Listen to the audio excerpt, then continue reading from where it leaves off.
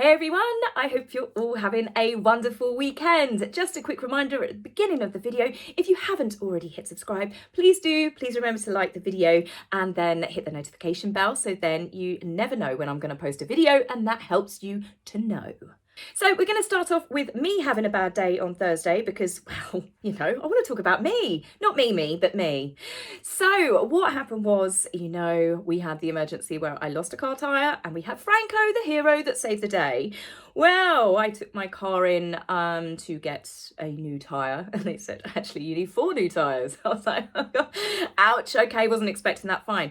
So then when I went and picked the car up, they were like, you possibly need to get your car checked out. There's a few other issues. And I had noticed, my car's a 2001. I've got an old banger. So, it's got quirks. But they were like, no, this is more than a quirk. So I was due for a service. So I booked it in. The car went in. I didn't see it for 2 days. Stress levels at peak because I missed my hair appointment, so I had to pay a £30 charge to my hairdresser because obviously she was there and bought all the products, so that was stressful. I couldn't take the dogs to the kennels because it was short notice. I have to pay for them to go into the kennels as if they were there because it's not their fault. So the car itself, well, I ended up having new coils done on it. I ended up having an investigation done on it because the engine warning light had been on. It's like, how long's that been on? I was like, 2 years. Long story short, 3 invoices, a new EGR valve. Later, I stood there paying £750. So in the US, that's what, like $1,000, maybe a little bit more. So yeah, I did not get off to a good start of the weekend. And then the day I got my car back, I'd taken my mum to go to take her to a funeral. I went through a camera. So I've got a speeding fine coming my way as well. So it wasn't the best start to my weekend. But I think I'm having a better weekend than Meghan and Harry. Harry's initially wasn't that bad. I mean, this is first world problems. The poor little impoverished prince whose daddy cut him off financially was going to a charity polo game with his best buddy Nacho playing for Centre Bali. And Harry forgot his polo kit, so he had to sit on the tarmac in a £7.5 million jet, which was taking him 1,000 miles from Montecito to Colorado and back the same day. Although there are rumours that he caught commercial on the way back. I don't believe that one. I think it's because this story came to light and they were like, quick, maybe you should pretend that you do occasionally fly commercial. Harry was only supposed to catch private jets, if you remember, because he was protecting his family. Pretty sure Meghan and Archie and Lily were not on the plane with him. But yeah, so Harry forgets the only reason why he's going, which is to play polo, and forgets his polo kit. So, this tells you that he's got staff, hasn't he? He's got minions. So Harry went to the airport in an electric vehicle, but his security team do not have an electric vehicle. And he basically had to send the minions to go get his kit, which was later delivered to him. So bearing in mind these sort of private jets, what they like 60 tons of carbon that's dumped into the atmosphere. I do not want to hear him moan again about us when we go on holiday to Spain for a long weekend, or people taking their family across to France or something, because you just think you really, really can't keep doing this and catching private jets like Uber. So Harry's weekend got off to a little bit of a shaky start, as far as rich people problems go. Meghan's has gone a lot worse. So archetypes, there we go, archetypes. Yeah, it wasn't just the fact that it got panned because it was the Meghan show. There were several people fans of Serena Williams that wanted to hear about Serena. They wanted to hear about, the actual interesting bit, which would have been, her growing up in the sport, all of the troubles and stereotypes that she may have faced. No, it was the Mimi show, as you saw from my last video. But where it's gone really downhill for Meghan is trending, and it is bad. She has managed to add South Africa to the list of countries that are now very unhappy with her. The whole dramatic storyline of Archie near enough being killed in a fire. Lots of people that were there and said it didn't happen. The closest that they've got to it, there was a heater, one of those, someone explained it to me, it's just a standard sort of storage heater. When you plug them in, because the dust settles in them, they initially get that slight burning smell at first. I've got one in my conservatory.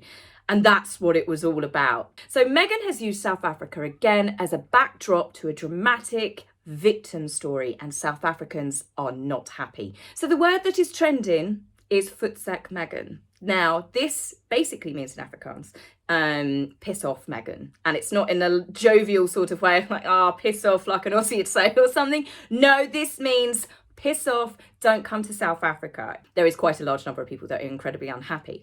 Now, the reasons, when you think about it, when you go back to Harry and Meghan's royal tour, which was about them going to South Africa, shining a light on all of the positive things that were happening with charities, communities, organisations that were doing wonderful things in South Africa.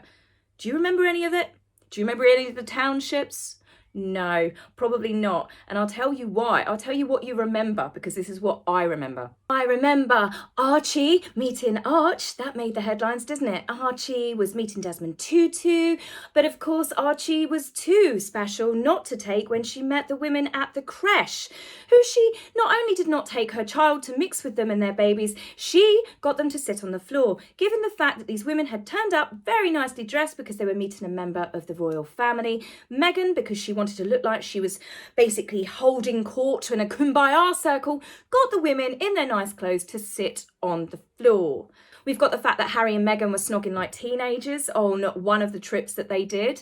We've got Meghan turning up to a mosque in South Africa where she posed like Diana, and she didn't actually use the headscarf in a respectful manner. She was in a mosque. She should have covered her hair. She should have covered her neckline for a start. But no, of course, Meghan wouldn't let that get in the way of a good photograph. Speaking of photographs, who can forget this? This young girl, there were protests all across Cape Town over this absolute tragedy where this young girl was raped and murdered. Meghan took a photographer and quick change of designer outfits, which were quickly merged online. Her hair recently styled, fresh makeup on, hair pulled over perfectly to one side as she posed so she could tie a ribbon which people were leaving as a tribute to the young girl that had died. And again, when you think of what she did at Uvalde, you're seeing similarities here. What about the fact that Harry, obviously then himself used the trip, the royal tour, which was supposed to be shining a light on other people? Yes, okay, he spoke about his mother because his mother had done quite a fair bit of work, especially to do with the landmines. But Harry seemed to make it about a pity party and used it at the time to talk about the fact that he can't handle camera clicks. He can't handle this. He couldn't handle that. It was the whole story being built up that Harry was a show pony for the royal family. Well, I've certainly seen more of Harry since he left being in the fishbowl with the royal family than what I ever did previously. What about Meghan? She was so happy. She was screaming with laughter in this little camel outfit that she was wearing. Yet there she was a few hours later, makeup removed, hair tied back, solemn look, doing her sad face. Nobody asked me if I'm okay. South Africa hasn't forgotten the fact that Meghan used their country as a backdrop.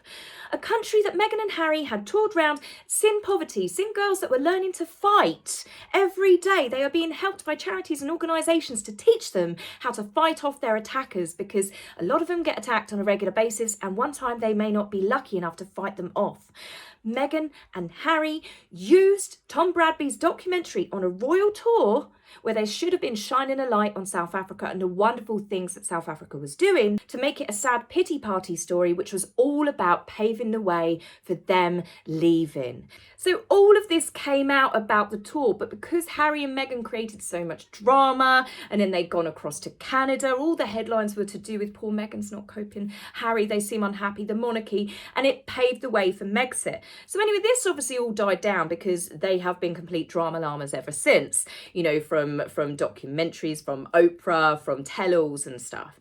But Meghan has drawn a light back onto that tour and reminded everyone of the amount of offensive things that she actually did in the brief time that she was in South Africa, and she's added some new ones to the list. And of course, it was the Archie fire story that has caused the initial hoo-ha about it, because of the way that Meghan explained the story. Firstly, people that were there, the press pack, have said that it didn't happen. It didn't happen. There was no such thing. So obviously she's lying. She's using South Africa to create drama, to create a victimhood story. So Meghan started the conversation. If you haven't listened to it, I know I covered it in the other video, but this is all stuff that's come to light and this is what is truly upsetting the South Africans. She talks about how she was given her speech on a tree stump. The way she does explain it. It's like she's saying about how primitive it was. She talks about the nanny that's carrying Archie around in a mud cloth. It was done in a way which is like, oh, she's so cute. She's from Zimbabwe. She carries the baby round in a mud cloth on her back.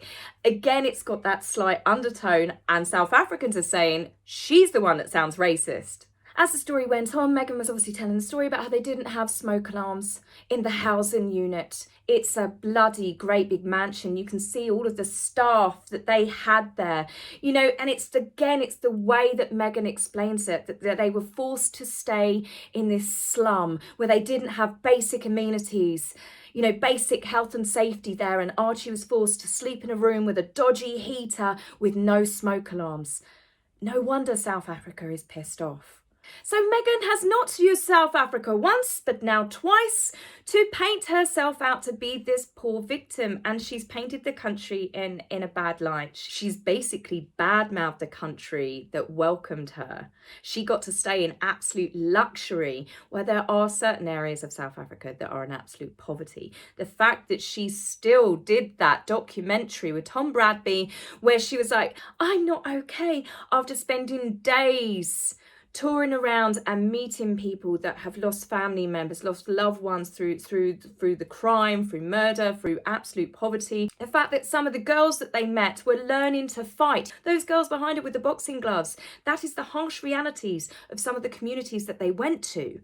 And Meghan and Harry made it about them. There's even now calls, some people have said, about removing Harry from the Nelson Mandela Foundation, because as he did the UN speech on Mandela Day, he used that speech to paint himself out like he had anything in common with what Nelson Mandela went through. You know, that he understands the suffering. It's the same as Meghan putting herself on the same path as what Serena did, who, you know, it's just truly unbelievable. Every time those two talk, you can really see that they have not got any advisors around them, that's for sure.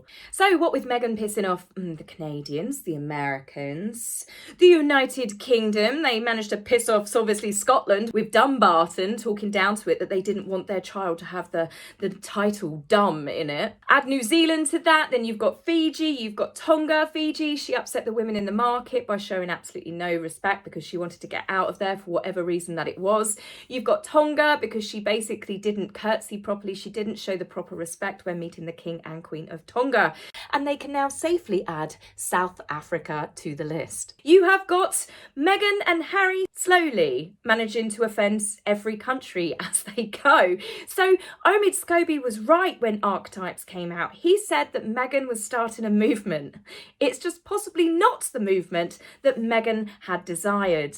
So it would seem that Sunshine Sacks are certainly going to have their hands full trying to pour cold water over Voetsek Meghan from trending anymore around the world. Good luck with that one. Take care for now, guys. Bye. If you would like to buy me a coffee, please go to my About page and click the link. Love, Taz.